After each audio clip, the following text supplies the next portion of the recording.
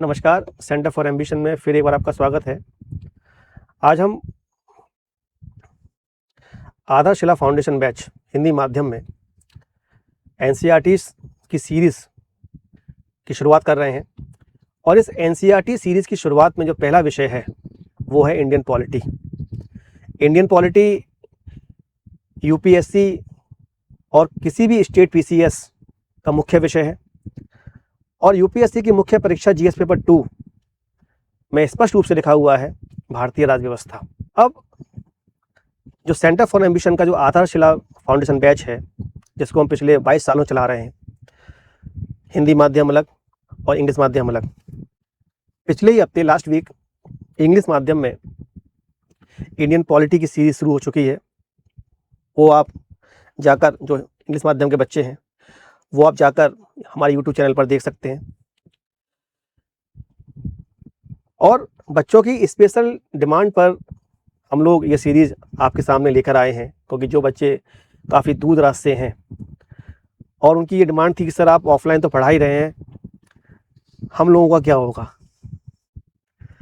तो इसलिए centre for ambition के डायरेक्टर सर श्री अमित सिंह जी ने ये पहल की कि जो बच्चे गांव के हैं, काफ़ी दूर से हैं, तो सेंटर फॉर एम्बिशन उनके पास पहुँचे। वो बच्चे हमारे पास नहीं आ पा रहे हैं तो हम उनके पास पहुँचें, इसलिए हमारे डायरेक्टर सर श्री अमित सिंह जी ने ये आधारशिला फाउंडेशन बैच की सीरीज़, एनसीईआरटी सीरीज़ ये शुरू की है।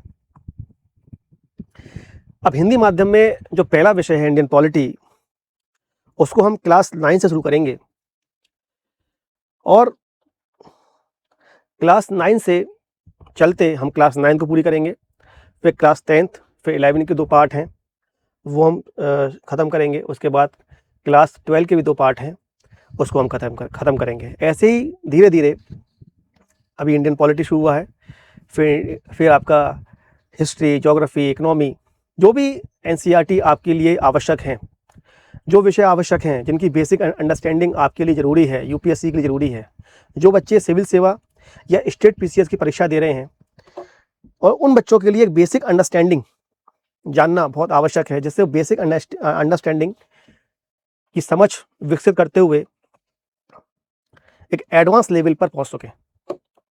और हमारा ये रिकॉर्ड रहा है कि हमारे फाउंडेशन बैच में जो भी छात्र हमारे यहाँ से सिलेक्शन लिए हैं, उन छात्रों के चयन प्रक्रिया में हमारा फाउंडेशन बैच एक रीढ़ की हड्डी रहा है। इसलिए हम ज़्यादा आपका टाइम ना लेते हुए हम एनसीईआरटी शुरू करेंगे। और पहले हम ये जान लें कि हम एनसीईआरटी पढ़े क्यों पढ़नी चाहिए हमें एनसीईआरटी। तो उसके 3-4 रीज़न हैं जो आप शॉर्ट में समझ लीजिए कि एनसीईआरटी से क्या होता है कि एनसीईआरटी से आपकी जो बेसिक अंडरस्टैंडिंग है वो विकसित होती है, और बेसिक अंडरस्टैंडिंग से आप जो एडवांस लेवल की जो पढ़ाई है, जो यूपीएससी की डिमांड है और किसी भी स्टेट पीसीएस की डिमांड है, वो फुलफिल होती है। और मैं ये भी कहूँगा कि आप एनसीईआरटी पढ़ के आईएएस नहीं बनेंगे, आप एनसीईआरटी पढ़ के आईएएस नहीं बनेंगे, लेकिन आप बिना एनसीईआरटी समझे भी आईएएस नहीं बनेंगे। ये बात आप अपने दिमाग में बैठा लीजिए। दूसरी बात कि आप सिविल सर्वेंट हैं, सरकार जो पॉलिसी बनाएगी उसका इम्प्लीमेंटेशन आप लोग करेंगे, लेकिन जितनी बेसिक अंडरस्टैंडिंग एनसीईआरटी में क्रिएट होती है, आप समझते हैं, जब आप जाएंगे एडवांस बुक पर, तो उतनी बेसिक अंडरस्टैंडिंग, उतनी बेसिक जो कंसेप्ट है, वो आपको उतने एडवांस बुक में नहीं मिलेंगे। जैसे मान के चलिए,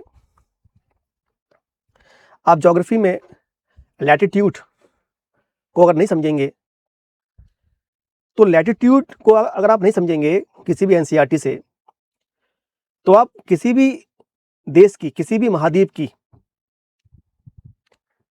क्लाइमेटोलॉजी, उसका मौसम नहीं समझ पाएंगे, उसका क्लाइमेट नहीं समझ पाएंगे आप। ऐसे ही banking, agriculture, history, art and culture को आप नहीं समझ पाएंगे। जितना एनसीईआरटी में दिया होता है उतना एडवांस बुक में नहीं दिया होता है। और सरकार जो पॉलिसी बनाती है एग्रीकल्चर पर, बैंकिंग पर, हेल्थ पर, एजुकेशन पर, वो सारी अंडरस्टैंडिंग हमारी एनसीईआरटी में दी हुई है कि शिक्षा का विकास कैसे हुआ, एग्रीकल्चर कैसा रहा हमारे देश में, यानी एंशिएंट पीरियड में जो कृषि का विकास कैसे हुआ, मध्यकालीन में कृषि का विकास कैसे हुआ, फिर अंग्रेज आए तो उनके समय में कृषि का विकास कैसे हुआ, कृषि का विकास हुआ या शोषण हुआ, फिर हमारा देश आज़ाद हुआ, उसके बाद हमारी गवर्नमेंट ने क्या क्या काम किया कृषि पर, एग्रीकल्चर पर। तो ऐसे ही मतलब ये सारी बेसिक अंडरस्टैंडिंग आपकी एनसीईआरटी के द्वारा बनेगी, इसलिए हमको एनसीईआरटी पढ़नी चाहिए। और मैंने पहले भी कहा कि एनसीईआरटी को पढ़कर आप आईएएस नहीं बनेंगे, लेकिन बिना एनसीईआरटी को समझे भी आप आईएएस नहीं बन सकते। समझ पाए? आइए हम शुरू करते हैं अपना आधारशिला फाउंडेशन बैच, जिसमें पहला विषय इंडियन पॉलिटी, क्लास 9th। और क्लास 9th में पहला ही जीवंत टॉपिक कि लोकतंत्र क्या है और लोकतंत्र क्यों, जो आपने सामने देख रहे हैं आप लोग। आइए शुरू करते हैं। देखिए, ये क्लास 9th की एनसीईआरटी है और देखिए ये क्लास 9th की एनसीईआरटी है और इसका नाम है लोकतांत्रिक राजनीति पार्ट 1। इसका पार्ट 2 आपको क्लास 10th में मिलेगा। यानी लोकतांत्रिक राजनीति के जितने भी टर्म्स हैं, जितनी भी आवश्यकताएं हैं, इसे क्या, ये लोकतांत्रिक राजनीति क्या है, क्यों है, कैसे है, ये सारे एस्पेक्ट्स हम इस एनसीईआरटी में समझेंगे और बहुत अच्छी तरह समझेंगे और बहुत ही डीपली समझेंगे। और जो भी मैं फैक्ट बताऊं आप उसको नोट कर लेंगे। आइए शुरू करते हैं। पहला अध्याय है लोकतंत्र क्या और लोकतंत्र क्यों। पहला अध्याय है लोकतंत्र क्या और लोकतंत्र क्यों, यानी व्हाट इज अ डेमोक्रेसी और व्हाई डेमोक्रेसी। और इसमें ये चैप्टर्स दिए हुए हैं। पहला मैंने बताया आपको कि लोकतंत्र क्या है, लोकतंत्र क्यों है। फिर हम दूसरा चैप्टर पढ़ेंगे संविधान निर्माण, फिर पढ़ेंगे चुनावी राजनीति, फिर संस्थाओं का कामकाज, और फिर अध्याय 5 है, फिर हम पढ़ेंगे लोकतांत्रिक अधिकार। ऐसे ही इन 5 चैप्टर को हम पूरा करते हुए इस एनसीईआरटी को समाप्त करेंगे। आज इस लेक्चर में हम केवल ये समझेंगे कि लोकतंत्र क्या है, लोकतंत्र क्यों है। इस लेक्चर के पार्ट 2 में आएगा। ठीक है, आइए देखिए लोकतंत्र क्या है। लोकतंत्र यानी लोगों का तंत्र, और लोकतंत्र ये कहता है कि जहां लोगों के द्वारा शासन किया जाए, यानी शासन करने की शक्ति जब लोगों के हाथ में होती है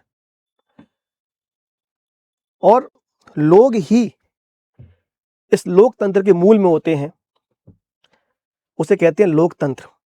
यानी लोक जनता और तंत्र यानी सिस्टम, यानी लोगों के द्वारा बनाया गया सिस्टम ही, लोगों के द्वारा बनाया गया तंत्र ही लोकतंत्र कहलाता है। अब लोकतंत्र का विकास जो हुआ, जिसमें आप जिस लोकतंत्र को आप आधुनिक काल में देखते हैं, क्या वैसा ही लोकतंत्र प्राचीन काल में था, मध्यकाल में था, जैसा आपको आधुनिक काल में दिखाई देता है?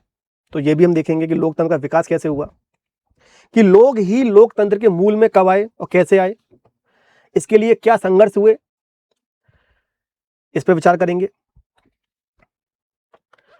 और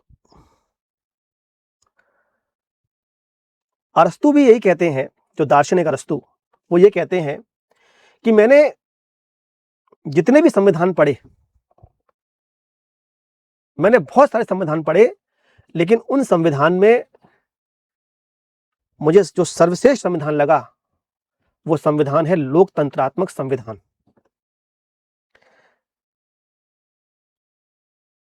और आपको ये भी जानना चाहिए कि संविधान तो एक रूल्स ऑफ रेगुलेशंस की एक प्रक्रिया है। संविधान वहां भी होगा जहां राजतंत्र है, संविधान वहां भी होगा जहां धर्मतंत्र है, संविधान वहां भी होगा जहां कुलीन तंत्र है, संविधान वहां भी होगा जहां लोकतंत्र है। लेकिन यह जरूरी नहीं कि संविधान जहां हो वो संविधान लोकतंत्रात्मक हो। ये बात समझिए गहराई से मैं क्या कहना चाह रहा हूं कि शासन की जो प्रक्रिया होती है, जैसे हम अभी वर्तमान में क्या कर रहे हैं कि वर्तमान में हमारे देश का शासन क्या है, लोकतंत्रात्मक है। यानी लोगों के द्वारा चुनकर ही प्रतिनिधि हमारी संसद में पहुंचते हैं। यानी लोगों के हाथ में शक्ति है कि वो किसको चुनेंगे और किसको नहीं चुनेंगे। यानी लोग ही शासक हैं और लोग ही राजा हैं। और हमारी प्रस्तावना में स्पष्ट रूप से लिखा हुआ है कि हम भारत के लोग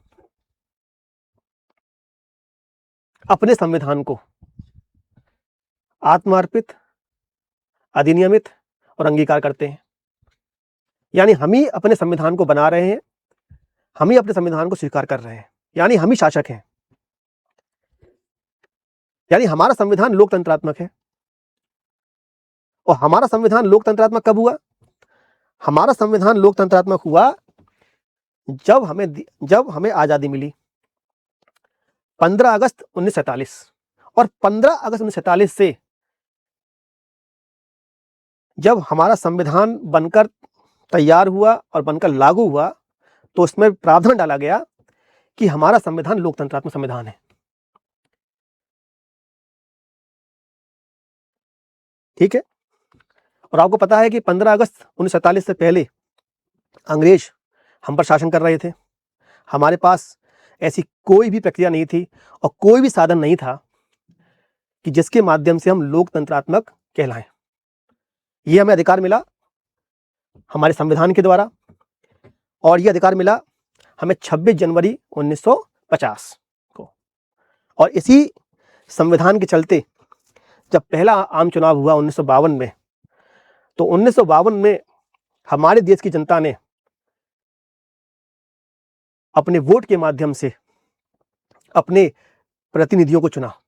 और 26 जनवरी 1950 को ही हमारे संविधान ने हमारे भारत के लोगों को शासक बनाया। शासक का मतलब यहां पर यह है कि भारत की जनता शासक है और भारत की जनता के पास शक्ति है कि वो अपने प्रतिनिधियों के माध्यम से शासन करेगी। यानी अपनी शक्ति, अपना राजत्व किसको दे देगी? प्रतिनिधियों को दे देगी। और प्रतिनिधि संसद में बैठकर और राज्यों में विधानमंडल में बैठकर शासन करेंगे। लेकिन ये जो वर्तमान में लोकतंत्र है, क्या ये लोकतंत्र का जो विचार है ये आधुनिक काल में आया? प्राचीन काल में आप ये देखते हैं कि हमारे यहाँ सभा समिति, वैशाली के लक्ष्मी गणराज्य, आप यूनान में देखिए, आप रोमन साम्राज्य में देखिए, तो आपको छोटे छोटे बीज लोकतंत्रात्मक के मिलेंगे। और मैंने बताया कि लोकतंत्रात्मक का मतलब क्या है कि लोग ही मूल में हैं। अब्राहम लिंकन साहब कहते हैं, of the people, by the people, for the people. जनता का शासन जनता के द्वारा जनता के लिए है। यानी जनता ही यह तय करेगी कि हमारा प्रतिनिधि कौन होगा। जनता ही तय करेगी कि उनके द्वारा चुना गया प्रतिनिधि ही उनके लिए क्या कार्य करेगा। और जनता ही तय करेगी कि जिस प्रतिनिधि को, जिस लोक प्रतिनिधि को हमने चुना है, वो लोक प्रतिनिधि दोबारा चयन के लिए योग्य है कि नहीं है। और किसी हमारे पूर्व प्रधानमंत्री ने ये कहा है कि जिनके हाथों में है राज तिलक करने की, जिनके हाथों में शक्ति राज तिलक करने की, उनके हाथों में ही ये शक्ति सर उतार लेने की।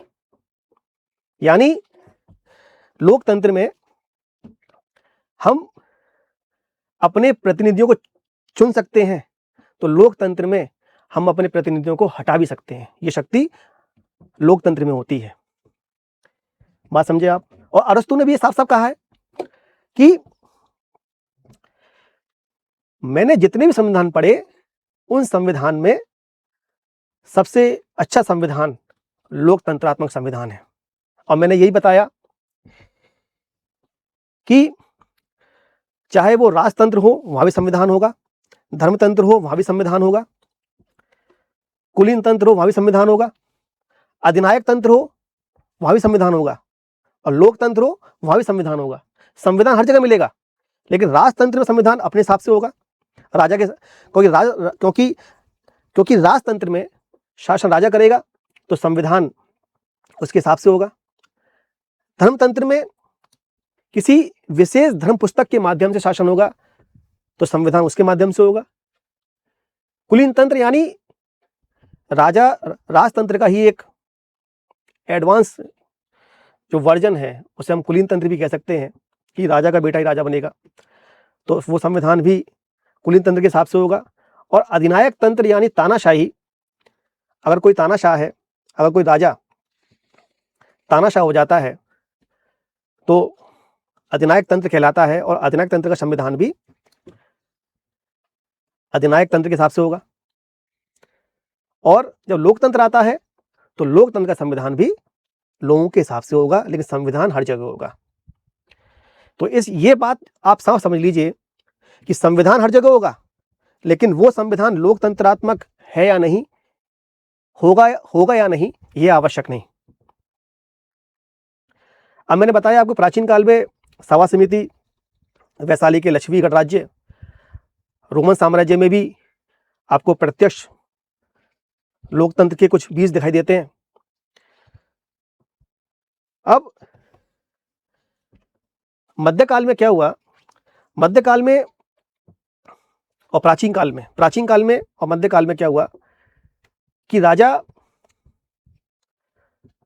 काफी निरंकुश था, और निरंकुश के चलते वो अपने आप को देवी उपाधि प्रदान करता था। और देवी उपाधि प्रदान के करते वो ये कहता था कि मैं ही कार्यपालिका हूं, मैं ही विधायिका हूं, और मैं ही न्यायपालिका हूं। चलता रहा ऐसे। फिर आपने देखा कि 1215 में मैग्ना कार्टा आया, और मैग्ना कार्टा में क्या हुआ कि मैग्ना कार्टे में राजा के अधिकारों को सीमित किया गया। फिर 1688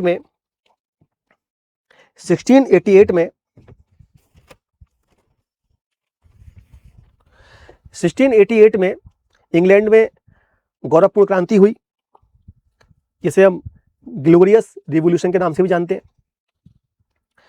फिर 1776 में अमेरिकी क्रांति, और 1787 में फ्रांस की क्रांति हुई। जब तो फ्रांस की क्रांति में 3 शब्द निकल कर आए: समानता, स्वतंत्रता और बंधुत्व। यानी लोगों के अधिकारों की बात की जाने लगी। ऐसा प्राचीन काल में नहीं था, मध्यकाल में नहीं था। अब आगे अमेरिकी क्रांति, फ्रांस की क्रांति, और फिर जब फर्स्ट वर्ल्ड वॉर हुआ और सेकेंड वर्ल्ड वॉर हुआ, तो फर्स्ट वर्ल्ड वॉर यानी प्रथम विश्व युद्ध और द्वितीय विश्व युद्ध के चलते जब उपनिवेश कमजोर हो रहे थे और लोकतंत्रात्मक देश प्रभुत्व में आ रहे थे, यानी उपनिवेश कमजोर पड़ रहा था और लोकतंत्र मजबूत हो रहा था, तो इसके चलते व्यक्तियों के अधिकारों की बात की जाने लगी। और ये विचार 1215 मैग्ना कार्टा, 1688 की गौरवपूर्ण क्रांति और 1776 की अमेरिकी क्रांति और 1787 की फ्रांस की क्रांति से जो विचार निकल कर आए, स्वतंत्रता, समानता और बंधुत्व। फिर first world war, second world war, उपनिवेश कमजोर पड़ा और लोकतंत्र और मानव अधिकारों की बात की जाने लगी। इसके चलते जब हमारा देश 15 अगस्त 1947 को आजाद हुआ, तब हमारा देश जब हमारा देश 15 अगस्त 1947 को आजाद हुआ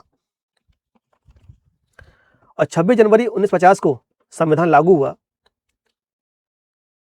उस संविधान के लागू होते ही हमारा संविधान लोकतंत्रात्मक संविधान बना। यानी जब 22 जनवरी 1947 को पंडित जवाहरलाल नेहरू द्वारा उद्देश्य प्रस्ताव जो पेश किया गया था, उसको स्वीकार किया गया। उस उद्देश्य प्रस्ताव में हम भारत के लोग, यानी भारत के लोगों को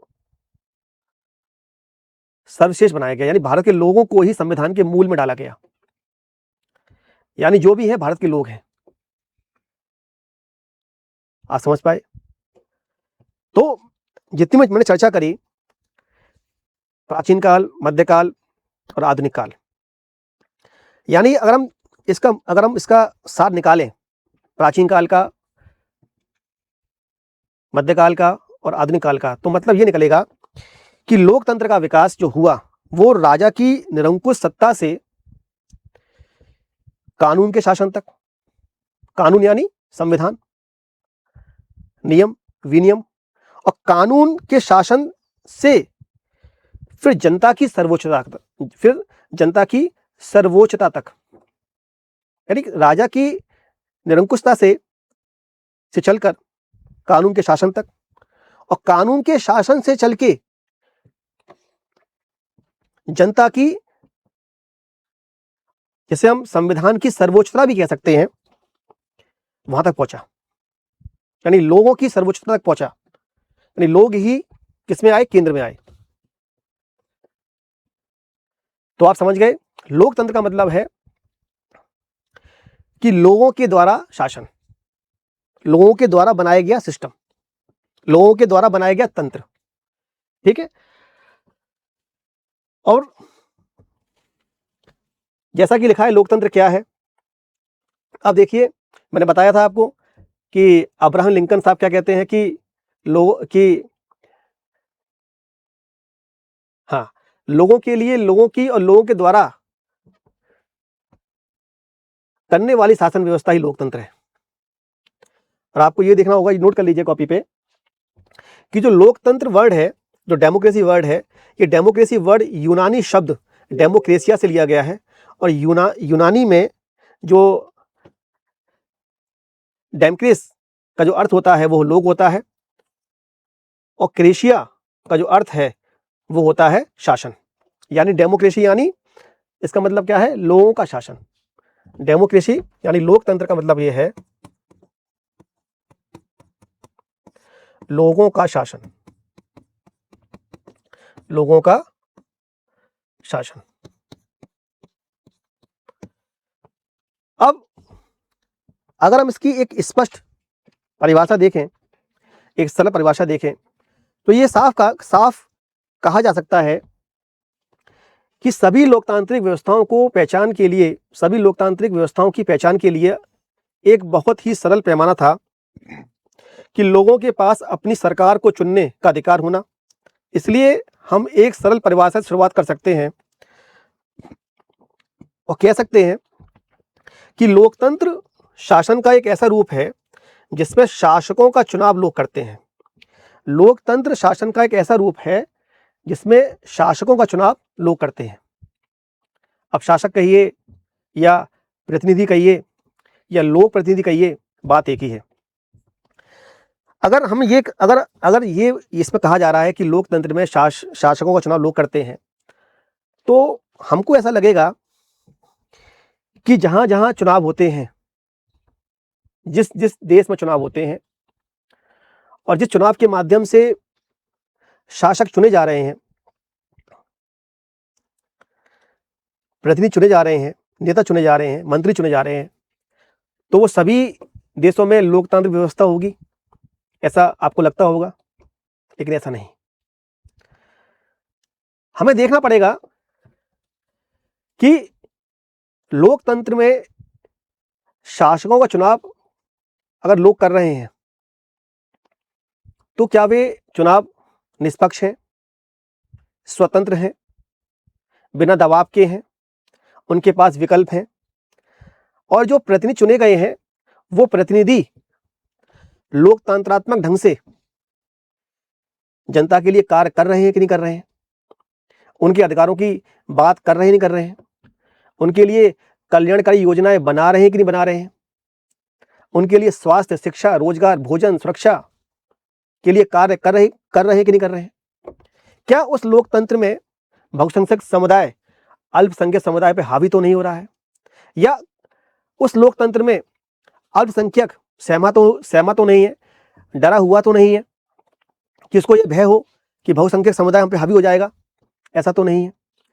तो लोकतंत्र के लिए केवल यही आवश्यक नहीं है कि जनता ने शासकों को चुनाव कर दिया। जनता शासकों का चुनाव तो करेगी, लेकिन जनता के द्वारा चुने गए शासक भी बिना दबाव के, बिना प्रेशर के अगर वो कार्य कर रहे हैं और जनता के पास विकल्प है, जनता के पास विकल्प है और वे प्रतिनिधि, वो शासक, मंत्री बिना दबाव के काम कर रहे हैं लोगों के लिए, तब वो कहा जाएगा कि यहां ये पूर्ण लोकतंत्र है। लेकिन अभी आपने पढ़ा, इसमें स्पष्ट लिखा है कि लोकतंत्र का शासन का ऐसा रूप जिसमें शासकों का चुनाव लोग करते हैं, तो हम ये मानेंगे कि जहां जहां चुनाव होते हैं वो सब देश लोकतंत्रात्मक हैं, लेकिन नहीं, ऐसा नहीं। इसी पूरी बात को हम समझेंगे कि लोकतंत्र क्या है। आज हम ये समझेंगे लोकतंत्र क्या है, और लोकतंत्र के लिए क्या क्या जो शर्तें हैं, क्या क्या विशेषताएं हैं, वो पूरी होनी चाहिए। केवल लोगों के द्वारा चुनाव हो जाए शासकों का, ये लोकतंत्र नहीं है। ठीक है, अब आप म्यांमार में देखिए, म्यांमार है, म्यांमार में अभी सैनिक शासन है, तो क्या आप वहां लोकतंत्र बोलेंगे? नहीं। देखिए लिखा हुआ है कि यह एक उपयोगी शुरुआत है।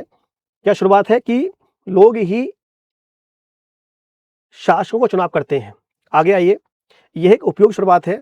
यह परिभाषा बहुत स्पष्ट ढंग से लोकतांत्रिक और गैर लोकतांत्रिक शासन व्यवस्थाओं में अंतर कर देती है। यानी हम ये जान पाएंगे कि किस व्यवस्था को हम लोकतंत्र कहेंगे, किस व्यवस्था को हम लोकतंत्र नहीं कहेंगे। म्यांमार के सैनिक शासकों का चुनाव लोगों ने नहीं किया। जिन लोगों का सेना पर नियंत्रण था वे देश के शासक बन गए, और शासक के फैसलों में लोगों की कोई भी भागीदारी नहीं, तो क्या वो लोकतंत्र होगा? ना। म्यांमार में क्या हुआ? म्यांमार में जो सैनिक शासक थे उनका चुनाव लोगों ने तो किया नहीं है, और वे सैनिक शासक ही लोगों के लिए कार्य कर रहे हैं। तो लोगों के द्वारा चुने गए जो सैनिक शासक हैं वो लोगों के द्वारा चुने तो नहीं। जो सैनिक शासक हैं उनकी चयन प्रक्रिया में किसी भी प्रकार की भागीदारी लोगों की नहीं है, और वही सैनिक शासक लोगों के लिए कार्य कर रहे हैं, उनके लिए फैसले ले रहे हैं, तो क्या वे लोकतंत्र होगा? नहीं। अब देखिए, चिली जैसे देश में तानाशाहों का चुनाव लोग नहीं करते, तो लोकतंत्र है? नहीं। सऊदी अरब के शाह लोगों द्वारा शासक नहीं चुने गए। अब सऊदी अरब में जो शाह लोग थे,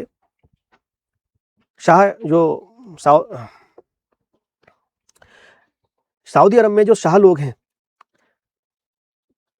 सऊदी अरब में जो शाह हैं, उनका चुनाव भी लोगों के द्वारा नहीं हुआ, तो क्या वो लोकतंत्र होगा? नहीं होगा। ऐसे ही 3 उदाहरण आपके सामने आते हैं, म्यांमार, चिली और सऊदी अरब।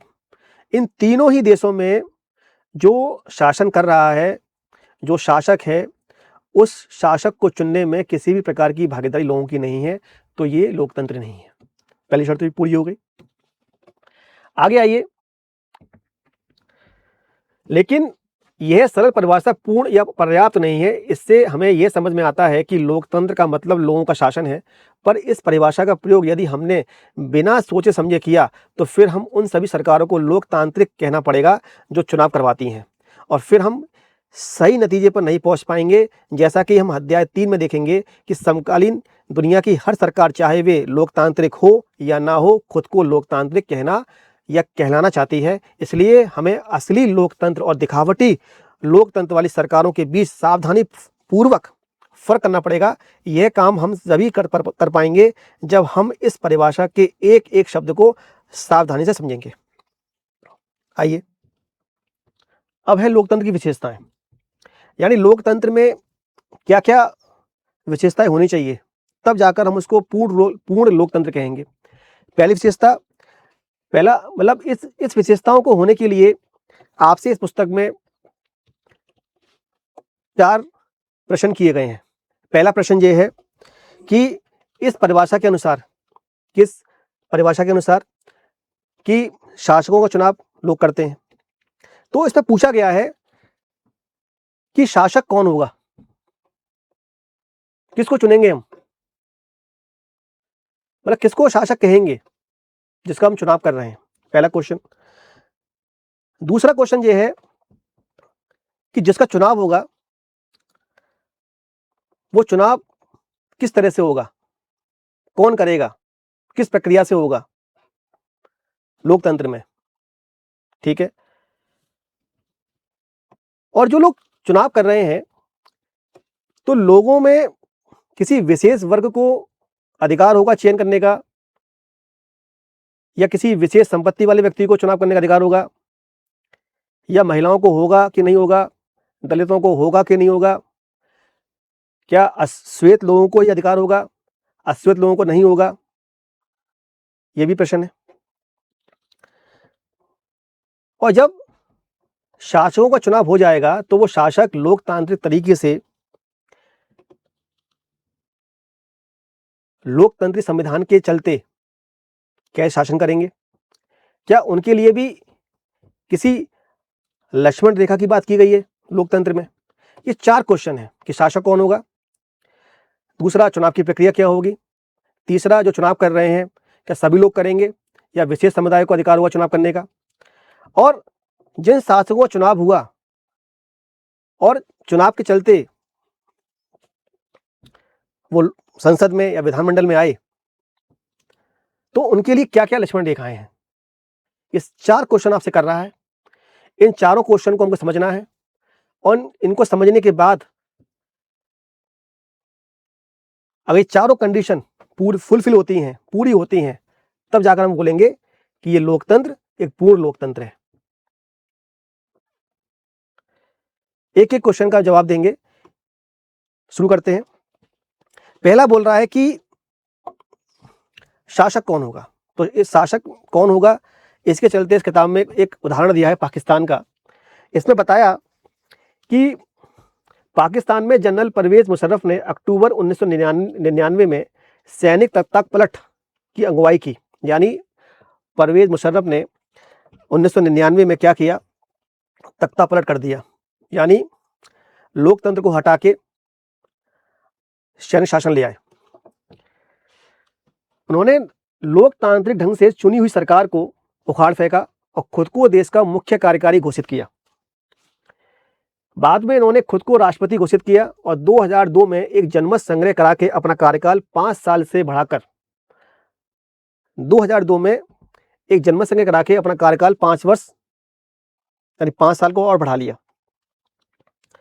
पाकिस्तानी मीडिया, मानवाधिकार संगठनों और लोकतंत्र के लिए काम करने वाले लोगों ने उन पर आरोप लगाया कि जब उन्होंने रेफरेंडम कराया तो रेफरेंडम यानी जनमत संग्रह में काफ़ी धोखाधड़ी की गई, और इसमें बड़े पैमाने पर गड़बड़ियां की गई। अगस्त 2002 में उन्होंने लीगल फ्रेमवर्क ऑर्डर के जरिए पाकिस्तान के संविधान को बदल डाला। किसने? परवेज मुशर्रफ ने। यानी परवेज मुशर्रफ ने 1999 में लोकतांत्रिक सरकार को हटा के खुद सत्ता पर बैठ गए और अपने को राष्ट्रपति घोषित कर दिया, अपना कार्यकाल ही बढ़ा लिया। और जनमत संग्रह जब कराया तो उस जनमत संग्रह में काफी गड़बड़ियां की गई, काफी धोखाधड़ी की गई। और इस ऑर्डर के अनुसार राष्ट्रपति राष्ट्रीय और प्रांतीय असेंबलियों को भंग कर सकता है और मंत्रिपरिषद के कामकाज पर एक राष्ट्रीय सुरक्षा परिषद की निगरानी रहती है, जिसके ज्यादातर सदस्य फौजी अधिकारी हैं। इस कानून के पास हो जाने के बाद राष्ट्रीय और प्रांतीय असेंबलियों के लिए चुनाव कराए गए। इस प्रकार पाकिस्तान में चुनाव भी हुए, चुने हुए प्रतिनिधियों को कुछ अधिकार भी मिले, लेकिन सर्वोच्च सत्ता सेना के अधिकारियों और जनरल मुशर्रफ के पास थी।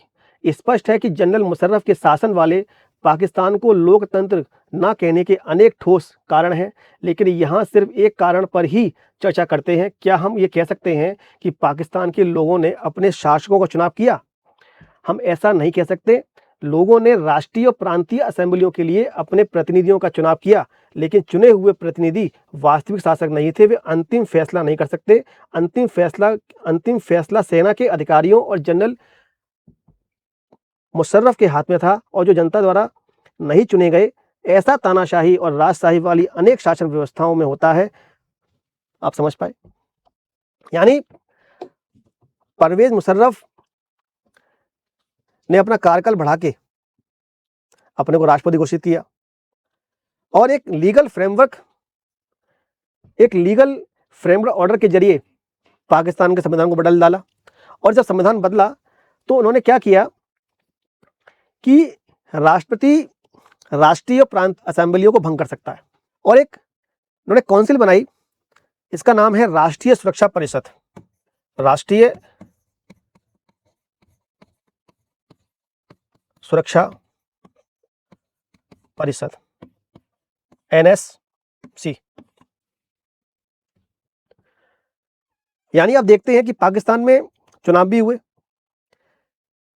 हुए, जनता के द्वारा शासकों चुनाव भी हुआ, यानी केंद्र में चुनाव हुआ, प्रांत में चुनाव हुआ, चुनकर प्रतिनिधि भी गए।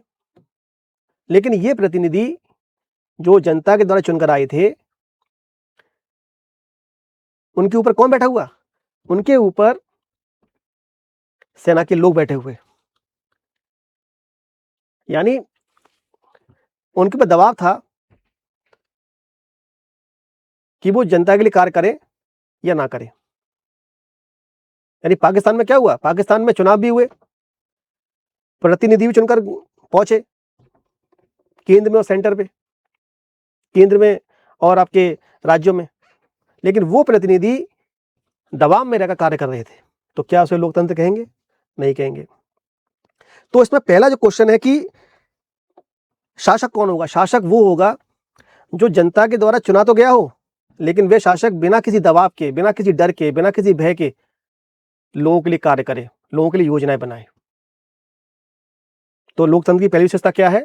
कि चुना गया शासक बिना डर के, बिना भय के जनता के लिए कार्य करे। लेकिन ऐसा पाकिस्तान में नहीं हुआ, क्योंकि उन प्रतिनिधियों पर किसका दबाव था? सेना का दबाव था। और आज भी आप देख रहे हैं पाकिस्तान में सेना का शासन है। ठीक है। दूसरा देखिए आप, इसमें लिखा हुआ है, इसमें हम लोकतांत्रिक शासन व्यवस्था की पहली विशेषता पहुंचते हैं कि लोकतंत्र में अंतिम निर्णय शक्ति लोगों के द्वारा चुने गए प्रतिनिधियों के पास ही होनी चाहिए। यानी जो जनता के द्वारा चुने गए प्रतिनिधि हैं, उन्हीं के पास ये ताकत होनी चाहिए कि वो स्वतंत्र और निष्पक्ष कार्य कर सकें, उन पर बिना किसी दबाव के कोई भी कार्य ना हो। पहली विशेषता हमने समझ ली कि शासक कौन होंगे। शासक जनता के द्वारा चुने गए प्रतिनिधि होंगे, लोक प्रतिनिधि होंगे, और वो प्रतिनिधि वह शासक बिना किसी दबाव के कार्य करेंगे। लेकिन ऐसा पाकिस्तान में नहीं हुआ। अब दूसरा विशेषता है कि चुनाव कि किस तरह के चुनावों को लोकतांत्रिक चुनाव कहेंगे। यानी जिस चुनाव के माध्यम से जो शासक चुने जा रहे हैं, वो चुनाव कैसे होंगे और चुनाव में किन किन लोगों की भागीदारी होगी। हमारा लोकतंत्र, हमारा संविधान स्पष्ट रूप से कहता है, और हमारे संविधान में आर्टिकल 324 में चुनाव आयोग के प्रावधान है, जो कि एक संवैधानिक संस्था है, और इसमें स्पष्ट रूप से लिखा हुआ है कि चुनाव स्वतंत्र और निष्पक्ष होंगे। चुनाव तो होंगे, लेकिन स्वतंत्र और निष्पक्ष। अब आप देखिए कि इसमें पहली विशेषता में हमने पाकिस्तान को उदाहरण लिया, और इस विशेषता में हम चाइना का उदाहरण लेंगे, मैक्सिको का उदाहरण लेंगे। अब देखिए, ये लिखा हुआ है कि चीन की संसद को राष्ट्रीय जनसंसद कहते हैं। चीन की संसद के लिए प्रति 5 वर्ष बाद नियमित रूप से चुनाव होते हैं। इस संसद को देश का राष्ट्रपति नियुक्त करने का अधिकार है। इसमें पूरे चीन से करीब 3000 सदस्य आते हैं। किसमें? संसद में। कुछ सदस्यों का चुनाव सेना भी करती है। चुनाव लड़ने से पहले सभी उम्मीदवारों को चीनी कम्युनिस्ट पार्टी से मंजूरी लेनी होती है।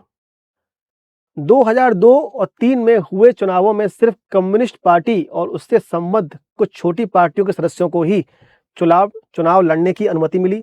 सरकार सदा कम्युनिस्ट पार्टी की ही बनती है। अब आप देखिए कि जो दूसरी विशेषता है कि स्वतंत्र और निष्पक्ष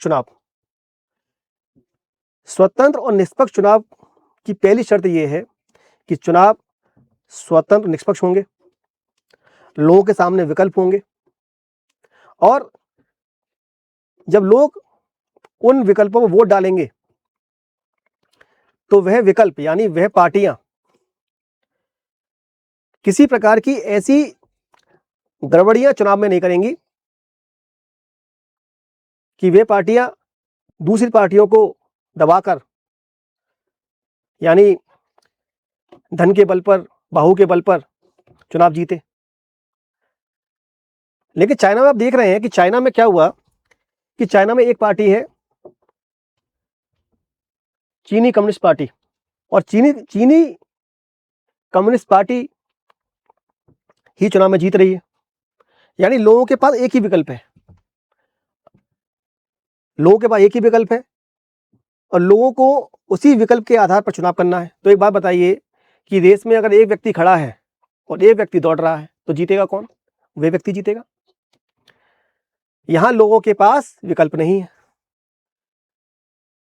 यहां लोकतंत्र की जो पहली शर्त है कि प्रतिनिधियों को चुनाव लोग करेंगे।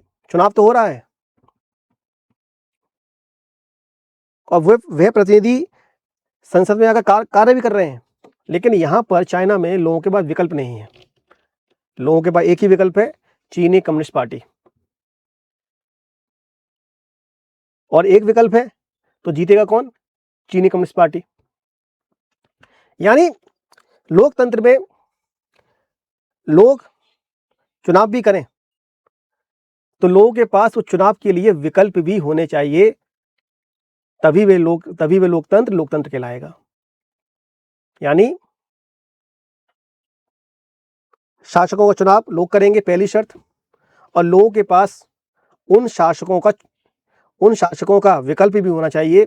यानी ऐसा नहीं कि हमें एक ही व्यक्ति को चुन रहा है, बहुत सारे व्यक्तियों को, जो हमें उन व्यक्तियों में जिसको हम पसंद करते हैं, जिनको लोग पसंद करते हैं, उनका चुनाव हो। तीसरा देखिए, इसमें आ रहा है मैक्सिको में ये लिखा हुआ है 1930 में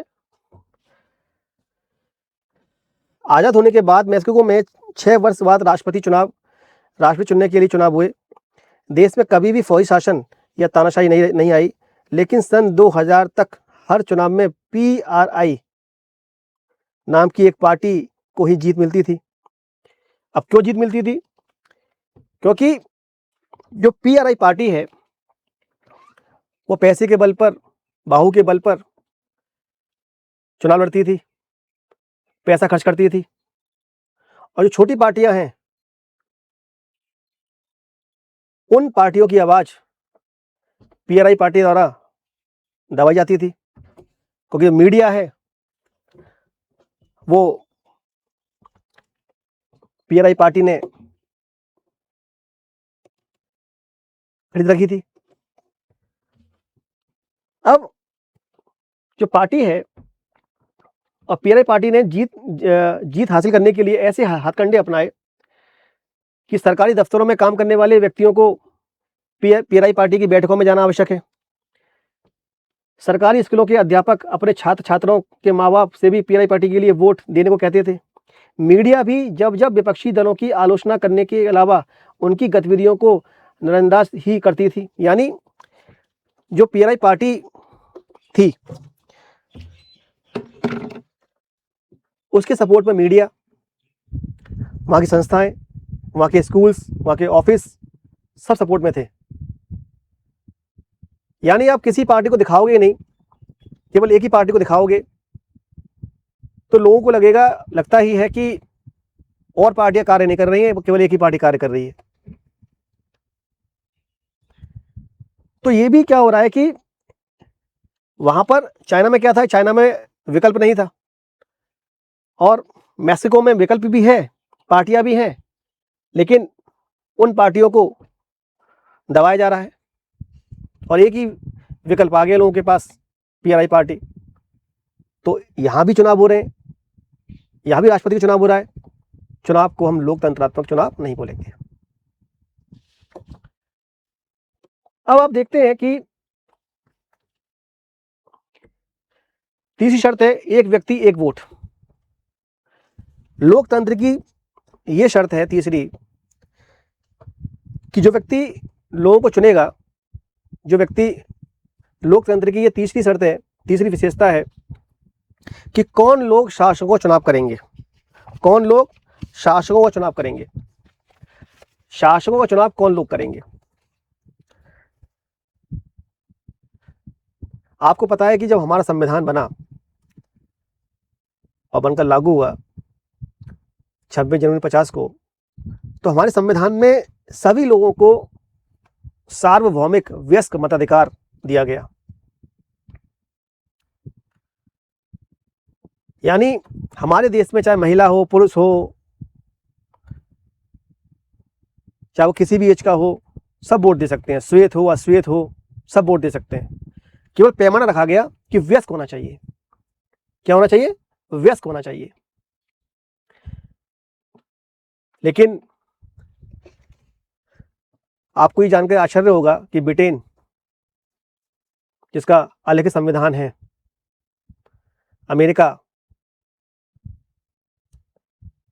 अमेरिका ने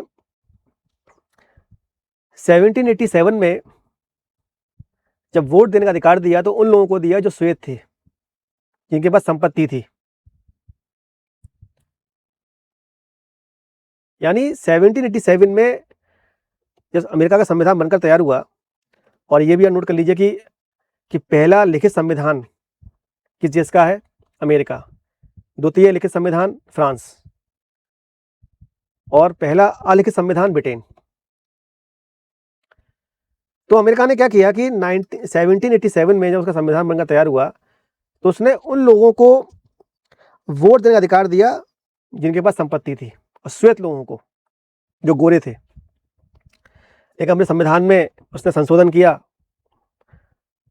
15वां संशोधन किया, अश्वेत लोगों को मताधिकार का अधिकार दिया, मत देने का अधिकार दिया।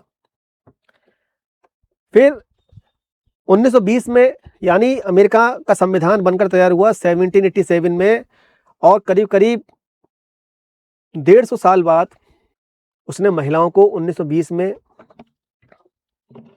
वो भी श्वेत महिलाओं को, वोट देने अधिकार दिया। और फिर उसने क्या किया, 1971 में यूनिवर्सल एडल्ट फ्रेंचाइजी, सार्वभौमिक वयस्क मताधिकार का प्रावधान किया अपने संविधान में। ये तो हमारा भारत है, और यही हमारे भारत के लोकतंत्र का जीवंत स्वरूप है कि हमारा संविधान बनते ही हमारे संविधान में सार्वभौमिक व्यस्क मताधिकार का प्रावधान किया गया। और आर्टिकल 326 ये स्पष्ट रूप से कहता है, आर्टिकल 326 ये स्पष्ट रूप से कहता है कि केंद्र में और राज्यों की विधानसभा में जो भी चुनाव होंगे, वह चुनाव, वह वोट, वह मताधिकार का प्रयोग सार्वभौमिक व्यस्क मताधिकार के आधार पर किया जाएगा। हर व्यक्ति के एक वोट की वैल्यू एक गिनी जाएगी। ऐसा नहीं कि जो व्यक्ति गरीब है उसके मत का मूल्य अलग होगा, जो व्यक्ति अमीर है उसके मत का मूल्य अलग होगा। यानी अगर धीरूभाई अंबानी भी अगर मत देने गए हैं तो वो भी लाइन में लगेंगे, और एक गरीब आम आदमी भी वोट देने गया है तो वो भी लाइन में लगेगा, और दोनों का मत एक ही गिना जाएगा। यानी 1 वोट 1 वैल्यू। ये प्रावधान हमारे संविधान में किया गया। और हमारे संविधान सभा के कुछ सदस्य ऐसे थे, उनका ये मत था कि सभी लोगों को अभी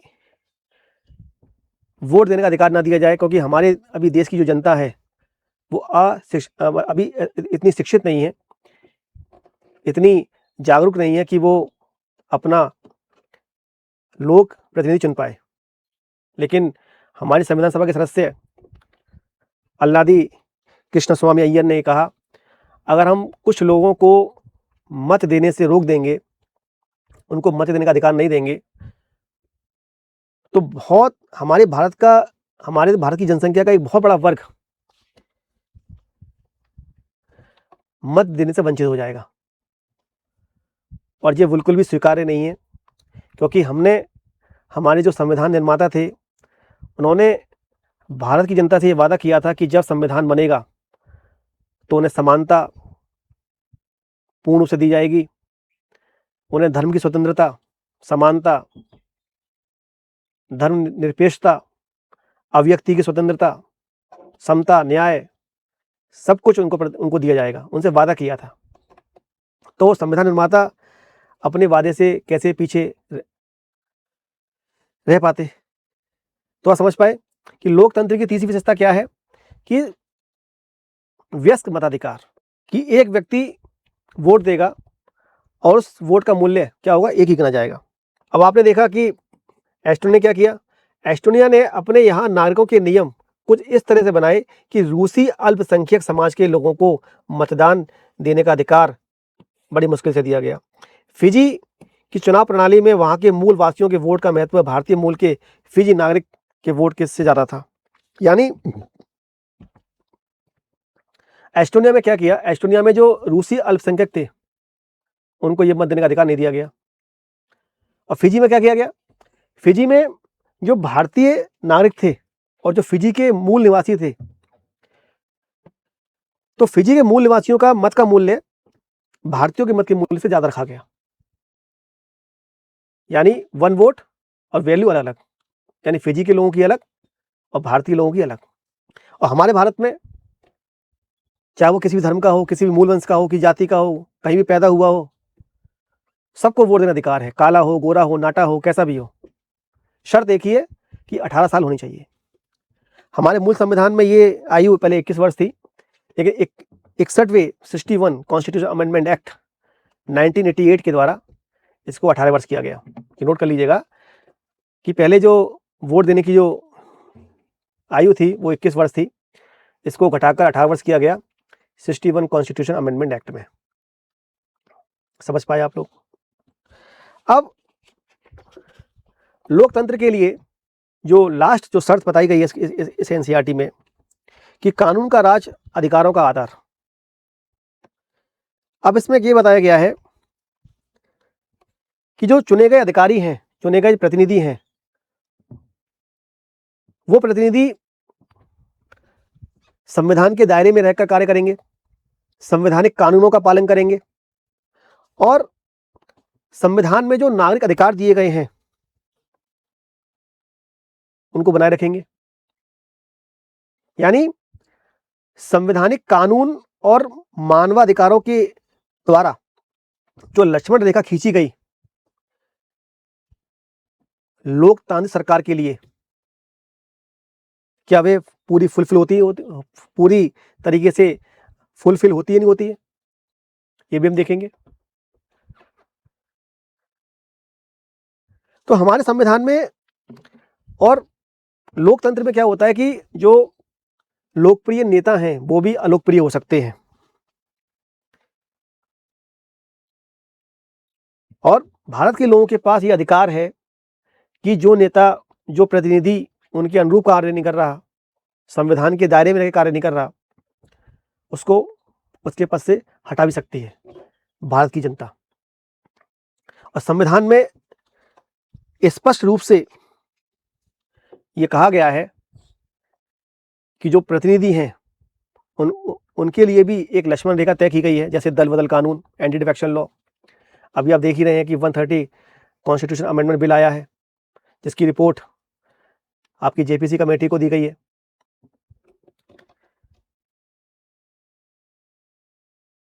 यानी प्रतिनिधियों पर भी सीमाएं लागू की गई हैं, और वे प्रतिनिधि संविधान की दायरे में रहकर ही कार्य करेंगे। तो लोकतंत्र होने के लिए लोगों के द्वारा शासकों का चुनाव होना ही संभव नहीं है। लोकतंत्र में लोगों के द्वारा शासकों का चुनाव होना ही, ये बात नहीं। जो शासक हैं वो स्वतंत्र होने चाहिए, निष्पक्ष होने चाहिए, चुनाव भी स्वतंत्र होने चाहिए, निष्पक्ष होने चाहिए, और जो प्रतिनिधि हैं वो संविधान के दायरे में कार्य करने चाहिए। ये सारी बातें होनी चाहिए। और आप देखते हैं कि इन प्रतिनिधियों को संविधान के दायरे में कार्य करने के लिए भी उन पर कुछ सीमाएं लगाई गई हैं। जैसे हमारे संविधान में मौलिक अधिकारों की बात की गई है, और कोई भी सरकार, लोगों के द्वारा चुनी गई सरकार, चाहे वो पूर्ण बहुमत में हो, मौलिक अधिकारों को नहीं छीन सकती। अगर वैसा करती है तो उसके लिए संविधान में आर्टिकल 32 के तहत सुप्रीम कोर्ट और आर्टिकल 226 के तहत हाई कोर्ट में जा सकते हैं। दल बदल कानून, एंटी डिफेक्शन लॉ। अभी सरकार 130 कॉन्स्टिट्यूशन अमेंडमेंट बिल लेकर आई है, जिसको आपकी जेपीसी कमेटी को दिया गया है। अभी इस पर चर्चा होगी मानसून सत्र में। मौलिक अधिकार दिए गए हैं, और कोई भी राज्य अगर संविधान के दायरे में रहकर कार्य नहीं करता तो आर्टिकल 326, कोई भी राज्य अगर संविधान के दायरे में कार्य नहीं करता तो आर्टिकल 356 राज्य में राज्य शासन लगा सकता है। और साथ ही साथ